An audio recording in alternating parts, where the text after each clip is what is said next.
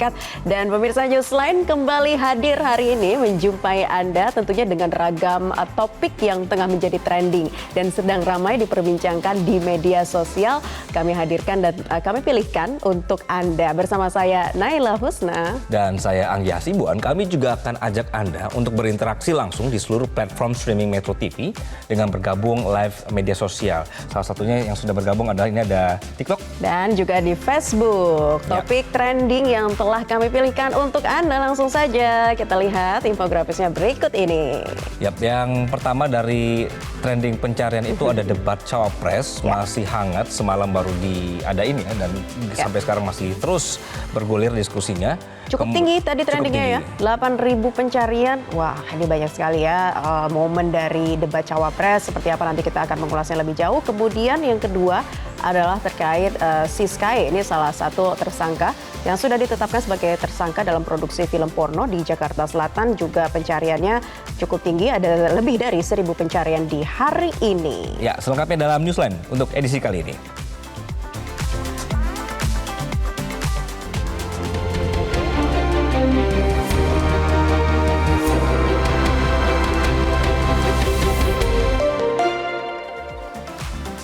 Semalam sudah ada debat cawapres lagi, sudah diprediksi akan seru dan seru sekali. Betul. Ya, temanya kemarin kan adalah pembangunan berkelanjutan, kemudian sumber daya alam, lingkungan hidup, energi, pangan, dan agraria. Jadi banyak sekali ini tagar debat cawapres di platform X yang mencapai angkanya ratusan ribu. Wow, tepatnya 417.000 ya. Anggi, ini tinggi sekali hingga siang hari ini. Dan bukan hanya di X, kalau kita lihat di Instagram, di berbagai platform sosmed itu memang ramai sekali ya yang dibahas ya selalu setelah debat pilpres. Itu adalah terkait tema-temanya, kemudian juga apalagi nih yang hal-hal menarik, gimmick-gimmicknya juga begitu. Ya, jadi kalau kemarin banyak kan lebih mengangkat terkait tema yang substantif atau gimmick-gimmicknya nih yang lebih ramai ini ternyata. So-so nggak sih ya jadinya ya? Jadi karena kemarin ada kejadian-kejadian yang juga menarik perhatian atau sorotan dari warganet, ini kemudian jadi pertanyaan kita semua lagi. Jadi sebenarnya mau main gimmick atau mau adu gagasan gitu kan ya. Tapi alhasil adalah apapun itu tadi malam ini cukup banyak sekali untuk menarik perhatian.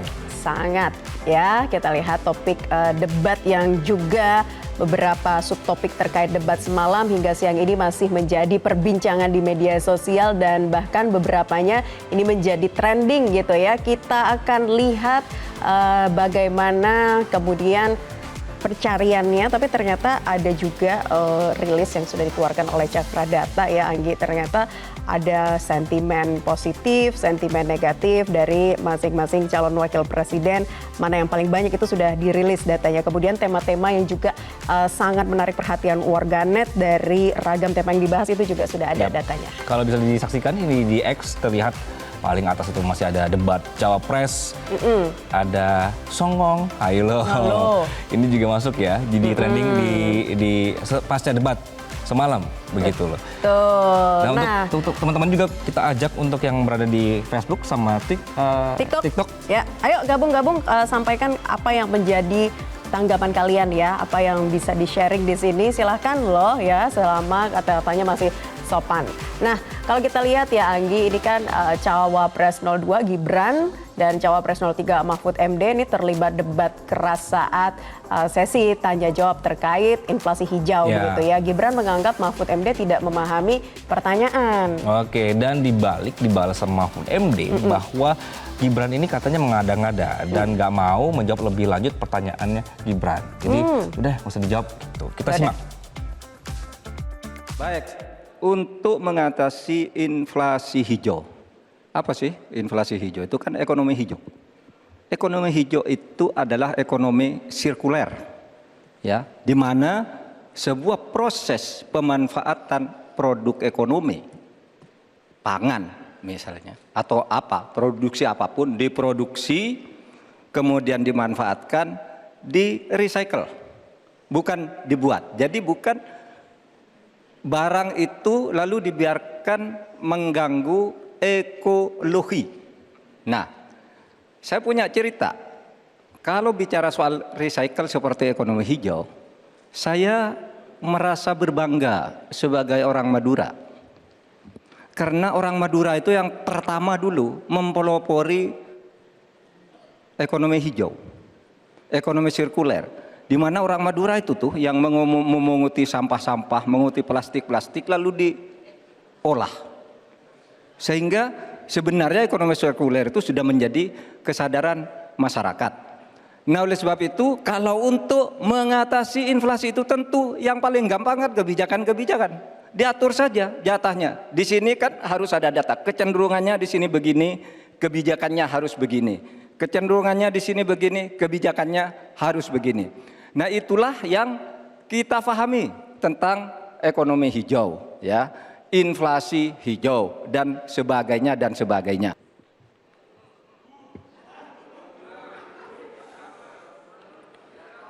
Saya lagi nyari jawabannya Prof. Mahfud. Saya nyari-nyari di mana ini jawabannya. Kok nggak ketemu jawabannya? Saya tanya masalah inflasi hijau kok malah menjelaskan ekonomi hijau. Prof. Mahfud, yang namanya greenflation atau inflasi hijau itu ya kita kasih contoh yang simpel aja. Demo rompi kuning di Perancis. Bahaya sekali.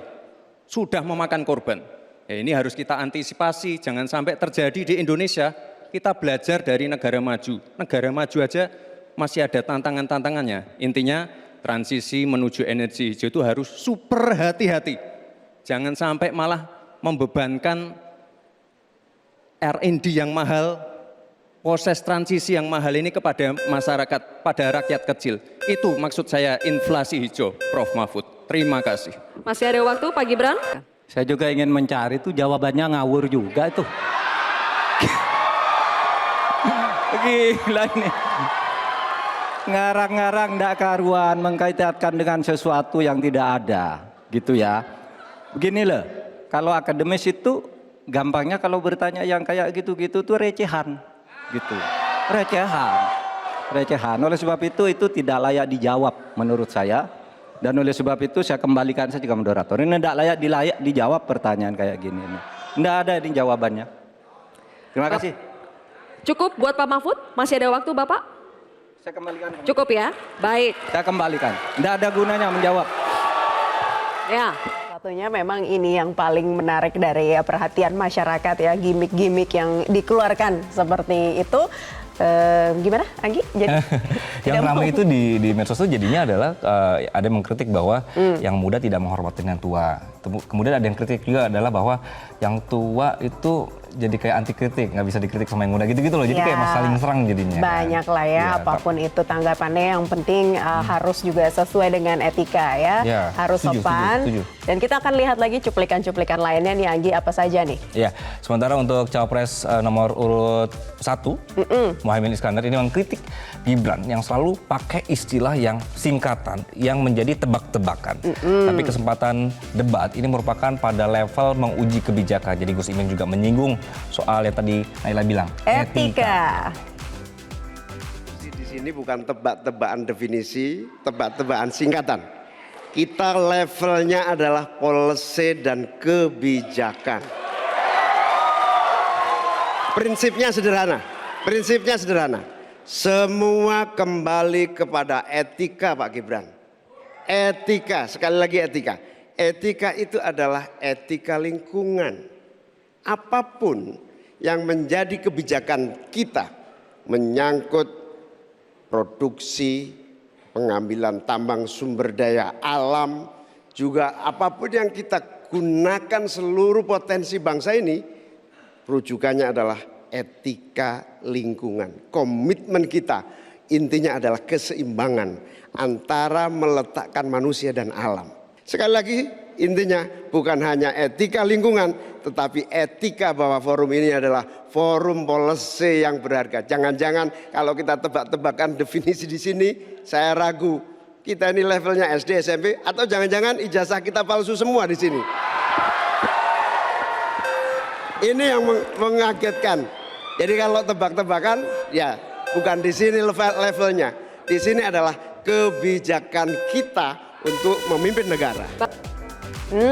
Gimana Anda kembali melihatnya? Apakah semakin panas debat cawapres ini ya? Kalau kita lihat, ini ragam tanggapan juga dilontarkan warganet tentunya. Ini dari warganet ya, bukan dari kita. Coba. Ya, kita bacain salah satunya ya. Ini ada yang menyebut bahwa apapun pertanyaannya, hilirisasi jawabannya. Ya, sering sekali ya kita mendengar kata hilirisasi ya dari cawapres nomor urut 2. Kemudian ini dari @daguarbian XXX. Di debat ini Mahfud MD terlihat paling paham dengan persoalan-persoalan di negeri ini. Selain itu gagasan-gagasannya juga paling konkret gitu. Oke, ada juga yang berkomentar, ada yang malu sama diriku yang milenial. Tolong Gibran jangan mengaku-ngaku mewakili kami malu. Maksudnya anak muda gitu maksudnya. Anak muda. Oke. Dari Fikri XXX, Gibran bukannya fokus untuk jawab ya, tapi fokus untuk roasting, katanya seperti itu. Oke, ada juga yang terakhir ini kayaknya Deonya Gibran Chan XXX. butuh hilirisasi Etika. Itu tanggapan dari warganet dan juga kita sudah melempar polling ternyata ya di debat keempat Pilpres ini.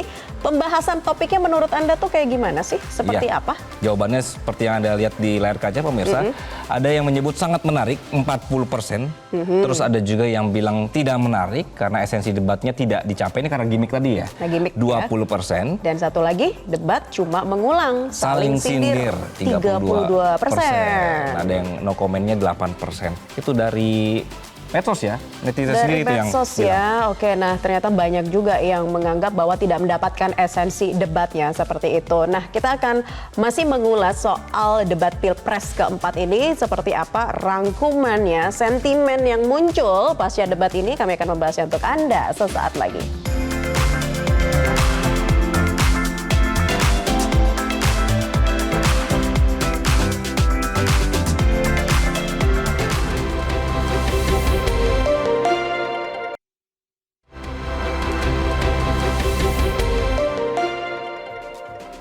Kembali di Newsline, kami masih membahas seputar debat cawapres semalam yang seru banget. Sampai siang hari ini itu masih panas sekali.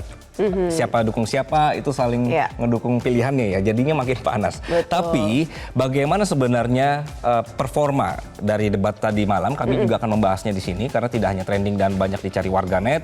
Debat cawapres juga menunjukkan beragam sentimen terhadap ketiga cawapres, mau itu positif, negatif, semuanya kita coba baca. Nah, jadi menurut data yang dihimpun dari Cakra Data ini ya, cawapres nomor urut 1 Muhaimin Iskandar mendapat total mention sentimen positif sebanyak 152.193.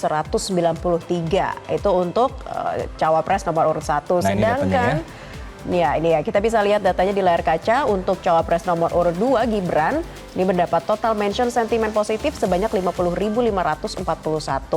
Untuk cawapres nomor urut 3 Mahfud MD total mention sentimen positifnya sebanyak 112.428.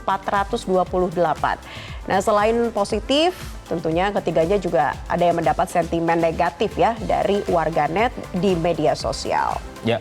Kita langsung ajak untuk pihak yang punya datanya, yang punya data lengkapnya dan juga cara pembacaannya, bagaimana pantauan digital dari ketiga cawapres di medsos. Ya. Kita sudah terhubung dengan peneliti dari Cakra Data, ada Mas Miftah.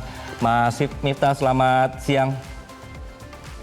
Selamat siang Mbak Naila dan Mas Anggi, salam sehat selalu. Baik. Salam sehat Mas Miftah. Mas, jadi gimana Mas pembacaan untuk data debat semalam? Ini sampai siang hari ini juga masih ramai ya Mas ya?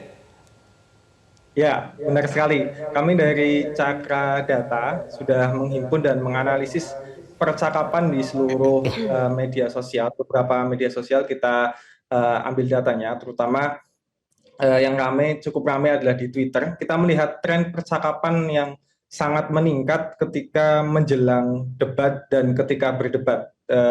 Debat dari KPU itu mulai. Nah, jadi kita bisa lihat datanya, tren percakapan naik secara signifikan dan mulai berangsur turun ketika pukul 23. Nah, ini kita juga melihat banyaknya mention atau banyaknya percakapan dari masing-masing cawapres, dan yang paling tinggi adalah mention kepada Gibran atau 02 dan kemudian disusul oleh 01, kemudian terakhir adalah 03. Ini adalah temuan kita yang pertama. Sedangkan yang kedua, kita juga melakukan perbandingan banyaknya percakapan dengan debat cawapres yang pertama.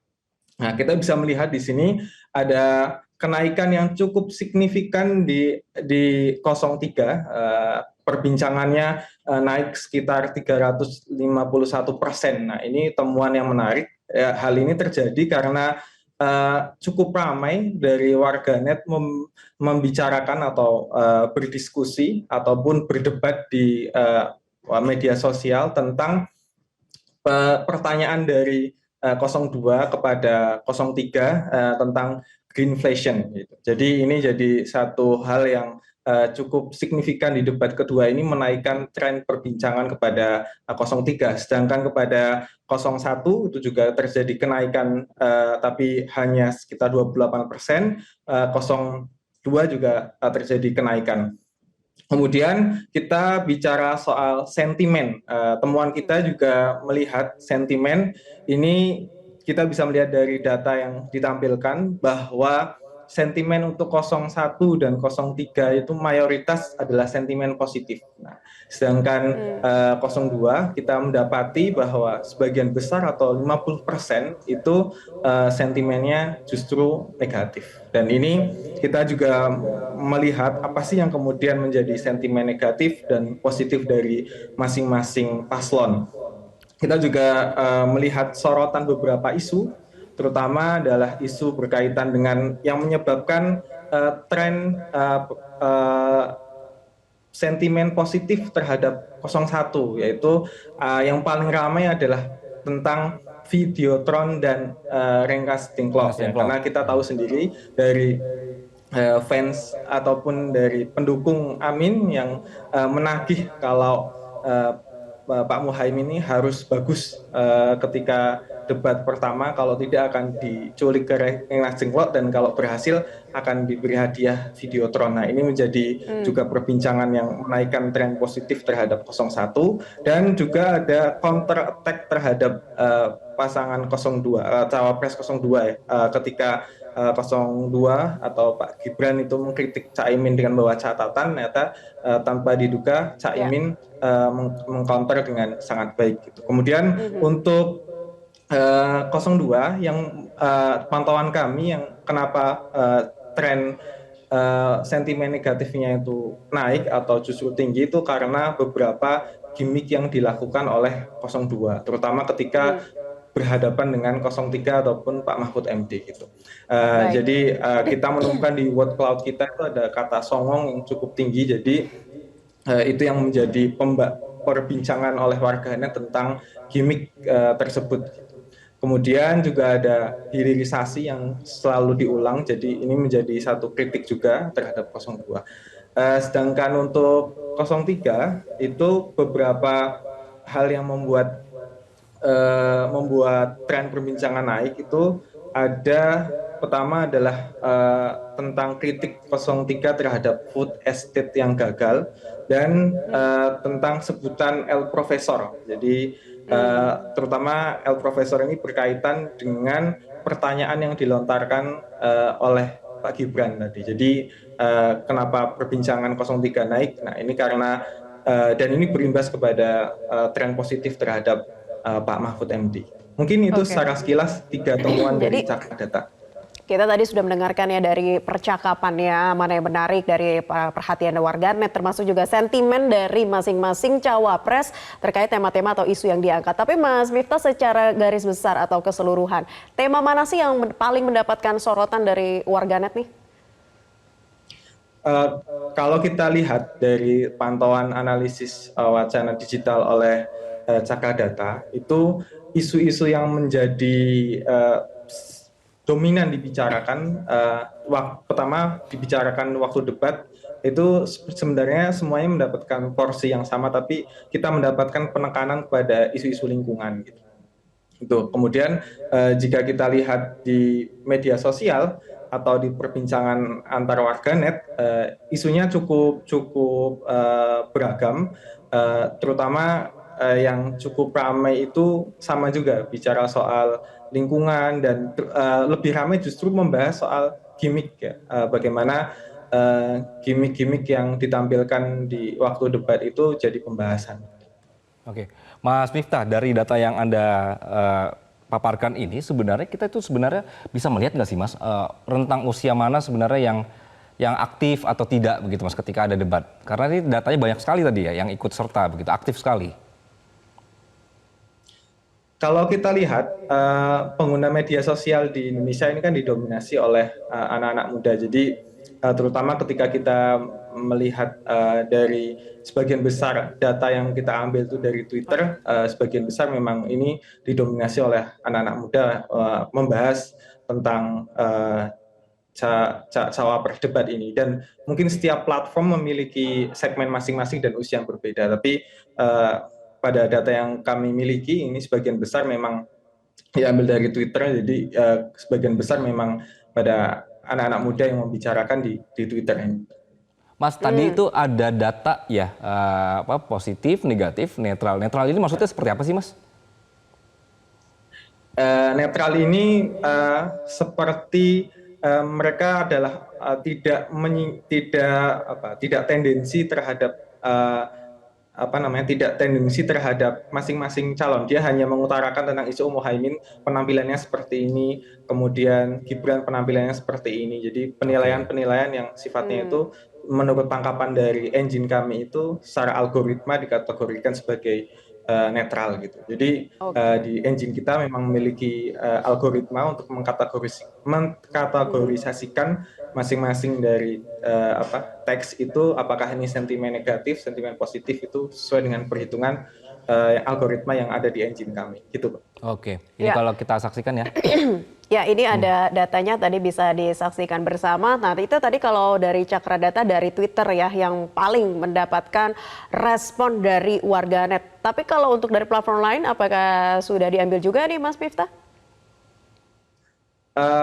Kita masih melengkapi data karena butuh waktu untuk kemudian mengambil data secara untuk platform-platform lain, dan sementara ini yang bisa kami tampilkan mayoritas sebagian besar memang dari Twitter, dan itu masing-masing kebijakan platform memiliki kebijakan masing-masing yang untuk mengambil data itu kita masih juga menyesuaikan dengan kebijakan masing-masing platform. Yang paling mudah memang dan yang paling bisa memang sementara ini yang bisa kita capai untuk waktu hari ini tentang percakapan debat capres tadi malam baru Twitter.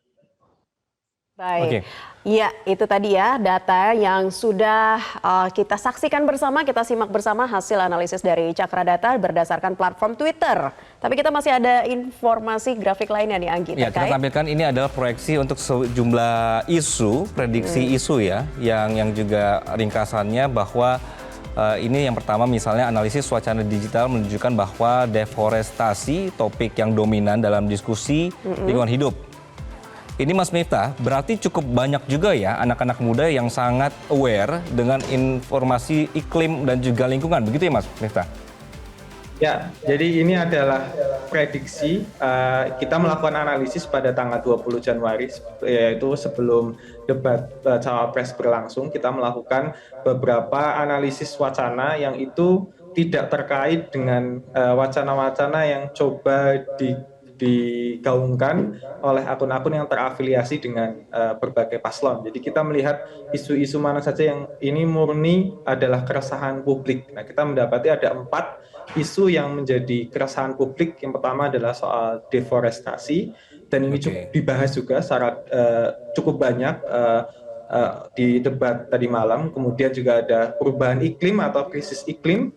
Yang ketiga adalah soal energi terbarukan, dan yang keempat adalah tuntutan untuk mengesahkan rancangan undang-undang masyarakat adat. Jadi 4 prediksi isu ini yang sebelum debat kita analisis, yang terdapat berbagai macam perbincangan dan banyak jadi perbincangan di media sosial.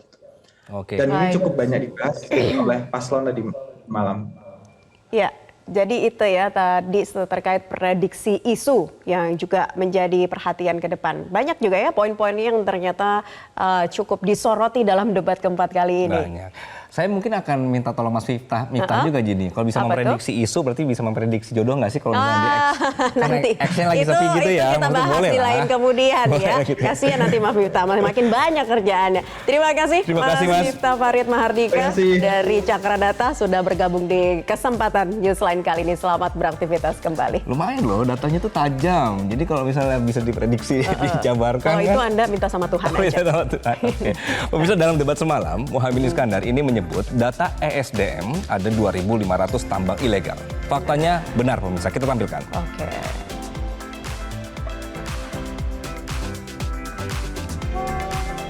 Kita akan tampilkan grafiknya. Nah, ini dia ya, berdasarkan data SDM di tahun 2022 terdapat 2.741 lokasi terjadinya tambang ilegal. Jadi terdapat lebih dari 2.700 lokasi pertambangan tanpa izin atau peti yang tersebar di Indonesia. Dan dari jumlah tersebut, lokasi peti batu bara ada sekitar 96 lokasi dan peti mineral sekitar 2.645 lokasi berdasarkan data tahun 2021 di triwulan ketiga. Ya, salah satu lokasi peti yang terbanyak terdapat di provinsi di Sumatera Selatan, begitu. Kemudian kita akan bergeser untuk cek fakta berikutnya. Yang kedua adalah kita beralih ke cawapres nomor urut 2. Gibran kemarin ini menyebut sekarang, tanda kutip ya, sekarang sudah terbukti dengan adanya B40 ini sudah mampu menurunkan nilai impor minyak kita. Setelah dicek, faktanya adalah bahwa pernyataan ini salah. Karena faktanya pemerintah belum resmi melakukan program B40 setidaknya sampai di 21 Januari 2024. Kementerian ESDM baru akan menargetkan implementasi B40 pada tahun ini. Hal ini juga disampaikan dikonfirmasi oleh Menteri SDM Arifin Tafsir. Jadi salah ya pernyataan terkait dengan B40 yang disampaikan oleh Gibran. Ya. Kita lihat, Ya. cek fakta selanjutnya, ada pernyataan dari Cawapres nomor urut 3, Mahfud MD yang menyatakan food estate gagal dan merusak lingkungan. Faktanya ternyata adalah benar. Kita lihat faktanya. Jadi food estate di Kalimantan Tengah ini mengalami kegagalan ya. Ternyata ada 600 hektar perkebunan singkong yang mengalami gagal panen dan sekitar 17.000 hektar sawah baru tidak panen juga. Ya, ini diakibatkan perencanaan yang terlalu elitis, kemudian sampai tidak ada partisipasi dari masyarakat. Kita kembali ke Cawapres 01, Gus Imin ini menyebut target energi baru dan terbarukan di Indonesia tahun 2025 berkurang dari 23% menjadi 17%. Klaim Muhaimin Iskandar ini dinyatakan benar. Ini cek fakta berikutnya ya. Karena dari Dewan Energi Nasional mengungkapkan target bauran energi baru dan terbarukan atau EBT pada 2025 akan direvisi menjadi sekitar 17 sampai 19%. Dan angka tersebut ternyata mengalami penurunan dibandingkan target sebelumnya yang ditetapkan sebesar 23%. Oke, cek fakta berikutnya adalah ke Cawapres Gibran lagi. Tadi malam Gibran menyatakan bahwa dirinya akan meningkatkan bauran listrik PLN yang saat ini hanya 20%. Ternyata faktanya adalah salah. Ya, karena fakta bauran energi listrik PLN dari EBT sampai akhir 2023 hanya 13,1%. Oke, kita lanjut lagi ke cek fakta terakhir nih pemirsa dan juga teman-teman di TikTok, Facebooknya Metro TV. Mahfud MD ini mengatakan deforestasi di Indonesia dalam 10 tahun terakhir mencapai 12,85 juta hektar. Ternyata pernyataan tersebut adalah salah. Ya, faktanya deforestasi Indonesia jika dihitung akumulasi selama 10 tahun terakhir sekitar 4,4 juta hektar sehingga tidak mencapai 12,8 juta hektar. Kita ajak untuk teman-teman di TikTok dan juga Facebook untuk bergabung. Sekali lagi kita sedang live Metro TV, ada live TikTok juga bersama dengan live-nya. Menurut Anda tadi malam, apakah memang sudah menyatakan substantif ide gagasannya atau justru masih terjebak di gimmick-gimmick saja? Saling gitu ya, terkait dengan etika gitu juga masih ramai. Nah, kita coba pengen lihat deh Ninggi ya, komen-komen di TikTok maupun Facebook. Tadi kita sudah membahas secara detail, komprehensif. Dari mulai datanya, tren percakapan, sentimen dari masing-masing cawapres. Kemudian juga terakhir adalah infografis apa yang sudah disampaikan oleh masing-masing cawapres. Oke, ada yang komentar, ini dari Yanti, katanya food estate itu jangka panjang Nela. Jadi nggak bisa cepat. Kalau jangka pendek itu namanya fast food. Oke. Boleh. Wah, Thank you Yanti. terima kasih loh ya, Ya. sudah ngasih gimmick-gimmick lawakan di siang hari ini. Oke. Oke. Ini juga banyak sekali yang hadir dari Sulawesi Tenggara, tadi dari mana nih, dari Banten. Oke, silakan dong. Coba ada lagi nggak komen-komennya nih? Oke, kita Iya.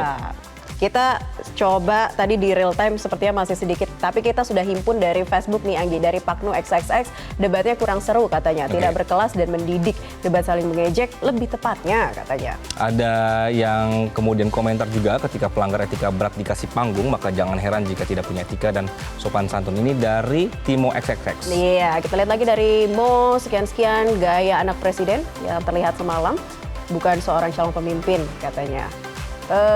Oke, kita lihat lagi, ini katanya pilihlah pemimpin yang punya etika. Oke, Andreas XXX juga maaf Gibran itu gayanya berlebihan dan pembualan serta cenderung tidak beretika, tapi harap maklum karena lahir dari pelanggaran etik di MK. Oke, dari Ariswin, lihat debat cawapres malam, kecewa mendengar anak muda yang katanya kurang beretika. Oke. Seperti itu. Itu tanggapan dari warganet Itu yang memang dari Facebook tadi, banyak teman-teman ya, ya. sudah kami himpun dari Facebook. Baiklah, itu tadi ya, sudah 2 segmen kita membahas mengenai debat Pilpres keempat malam tadi yang memang seru sekali dan mendapat ragam tanggapan dari warganet. Ya, usai jeda kami punya satu topik lagi di mana kita akan update kasusnya Siska E. Ini juga rame, ada yang bilang dia nggak terima dikasih Ditetapkan hukuman. sebagai Ya. tersangka, katanya seperti itu. Makanya mengajukan pra-peradilan. Kita akan bahas lengkapnya usai jeda. Sesaat lagi.